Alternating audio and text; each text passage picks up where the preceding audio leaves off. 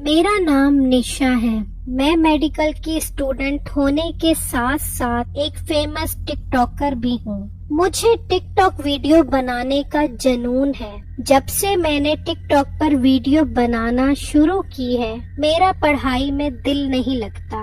मेरा काम सारा दिन सिर्फ टिकटॉक पर वीडियो बनाना और उसे टिकटॉक पर अपलोड करना है। मैं और मेरी फ्रेंड जोया मुख्तलिफ जगहों पर जाकर टिकटॉक बनाती हैं।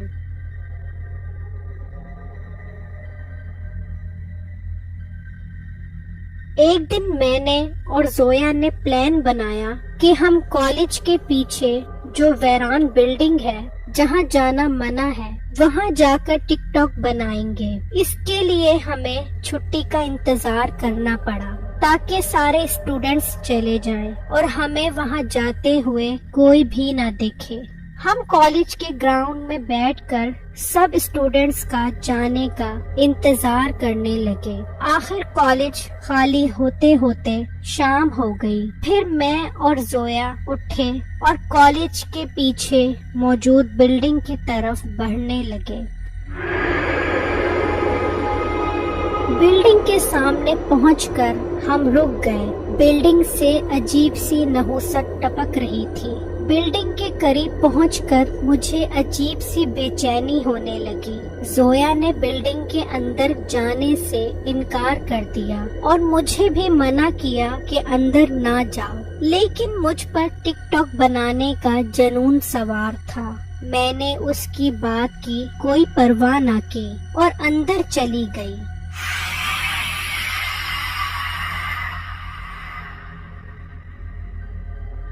जैसे ही मैं पहले कमरे में दाखिल हुई, मेरे दिल की धड़कन एकदम तेज हो गई और मुझे पसीने आने लगे।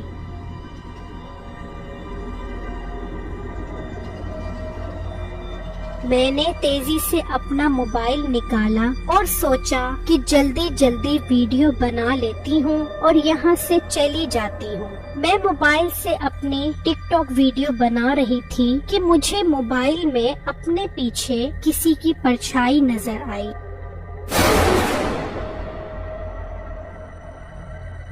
मैंने डरते डरते पीछे देखा तो एक साया दूसरे कमरे की तरफ जाता हुआ नजर आया। मेरे मोबाइल की बैटरी जो इस वक्त फुल थी, बैटरी 0 पर आकर मेरा मोबाइल ऑफ हो चुका था। मैं कमरे से निकलकर बिल्डिंग से बाहर भागी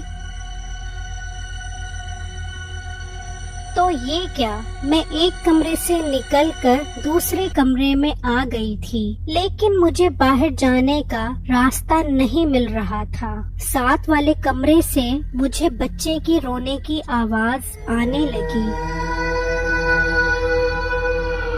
खौफ की वजह से मेरा दिल डूबने लगा। बच्चे की रोने की आवाज मेरे करीब आने लगी। की वजह से मैं अपनी टिकटॉक बनाने वाली आदत को बुरा भला कहने लगी और सोचने लगी कि काश मैंने जोया की बात मान ली होती और बिल्डिंग के अंदर ना आती। अब मैं फंस गई थी और बाहर निकलने का कोई रास्ता नजर नहीं आ रहा था। मैं डर और खौफ की वजह से रोने लगी और दिल ही दिल में अहद करने लगी कि आइंदा मैं टिकटॉक नहीं बनाऊंगी, बस किसी तरह यहाँ से निकल जाऊं। ये कहना था कि एकदम मुझे अपने सामने रोशनी नजर आई। मैं रोशनी की तरफ बढ़ी तो वो बिल्डिंग से बाहर निकलने का रास्ता था।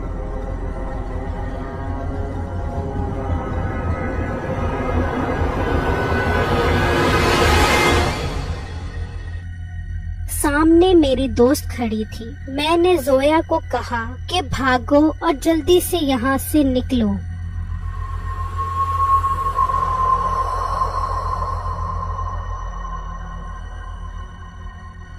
हम लोग भागते हुए जल्दी से वापस कॉलेज के ग्राउंड में आ गए। मेरी हालत बहुत खराब थी।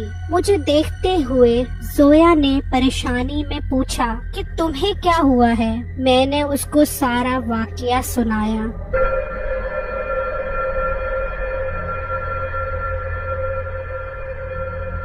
اس کے بعد زویا اپنے گھر اور میں اپنے گھر واپس آ گئی، لیکن جب سے میں بلڈنگ سے نکلی تھی اس وقت سے میری حالت بہت خراب تھی۔